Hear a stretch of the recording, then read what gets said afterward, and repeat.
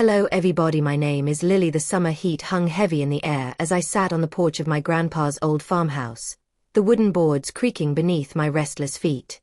The cicadas droned in the distance, a monotonous hum that mirrored the chaos in my mind. My hands were sticky from holding two perfectly ripe peaches I had picked from the backyard orchard earlier that morning. They felt like small, sun-warmed treasures, their sweet scent clinging to my skin. I hadn't picked them for myself, though. They were for Daniel. Daniel was everything my heart wanted but nothing my soul could trust. He had a way about him, a smile that could disarm you, eyes that promised the world, and a charm that swept through a room like wildfire. I met him 3 months ago at a community barbecue. He wasn't from around here, which should have been my first warning. Small-town folks like us always knew when someone didn't belong. But he made me feel seen in a way I hadn't in years.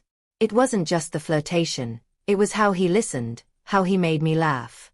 How he made me forget the loneliness that had quietly settled into my life like an unwelcome guest. When Daniel showed up that afternoon, the screen door squealed in protest as he stepped onto the porch.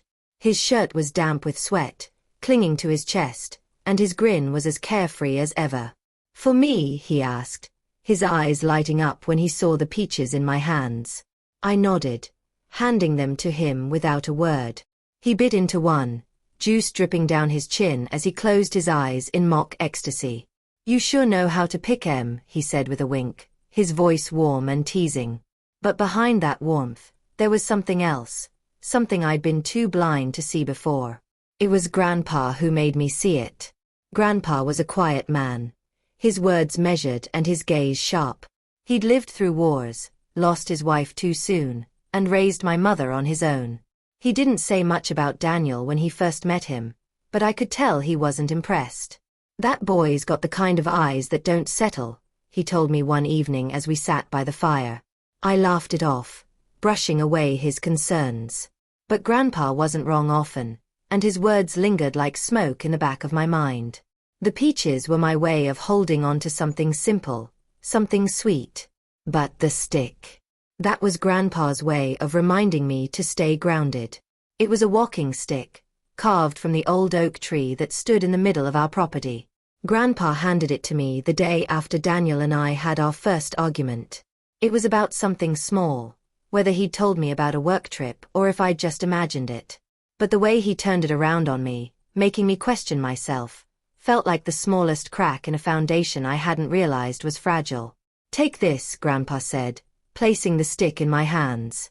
"You'll know when you need it." I laughed, thinking it was just another one of his quirky old man gestures. "What am I supposed to do with a stick, Grandpa?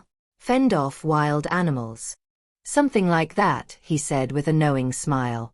As the days turned into weeks, Daniel's charm began to wear thin. He became distant, his phone buzzing with messages he never shared. He'd disappear for hours, claiming work emergencies, but there was no urgency in his voice when he explained.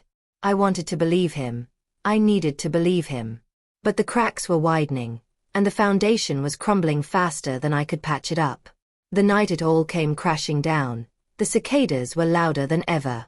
Daniel was late. Again. I'd spent hours pacing the porch, the stick leaning against the railing, forgotten. When his truck finally pulled into the driveway, I saw her before I saw him. She stepped out of the passenger's seat, her laugh carrying through the humid night air.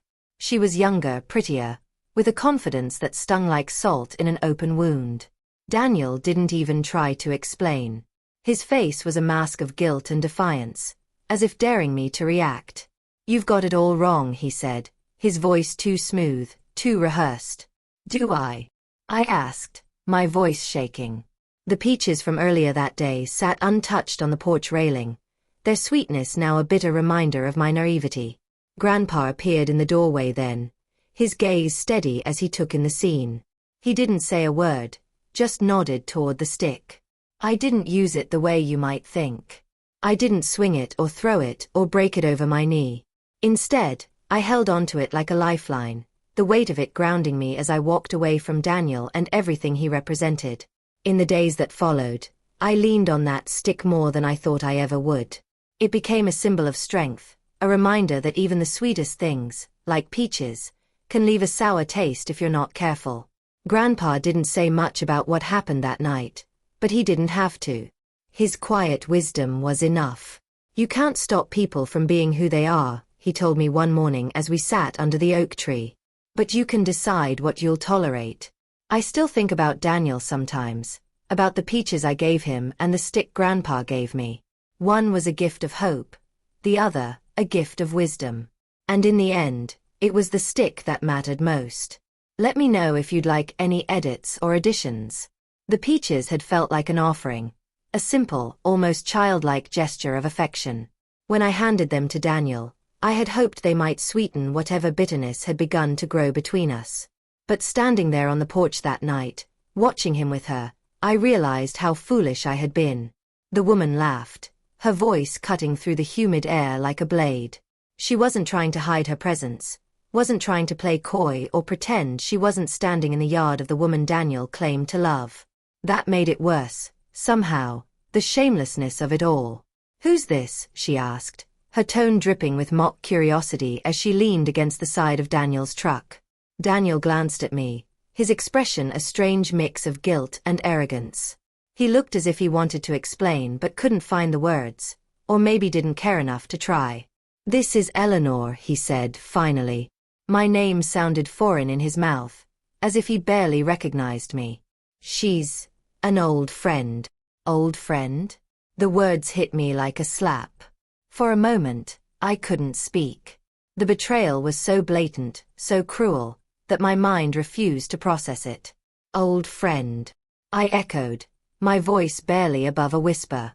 I wanted to scream, to cry, to throw something. Instead, I stood there, rooted to the spot, my hands gripping the porch railing so tightly my knuckles turned white. Grandpa stepped outside then, his weathered face calm but unreadable. He didn't acknowledge Daniel or the woman, didn't even glance in their direction. Instead, he walked over to me and placed a hand on my shoulder. "Come inside, Eleanor," he said softly. "No," I said, shaking my head. My pride wouldn't let me back down, not yet. I want to hear what he has to say. But Daniel said nothing.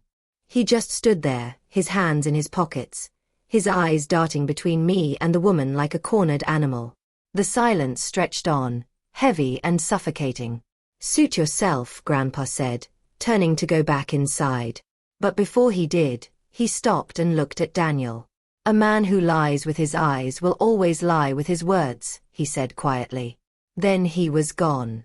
Daniel let out a bitter laugh, shaking his head as if Grandpa's words were some kind of joke. "Your grandpa's got quite the way with words, huh?"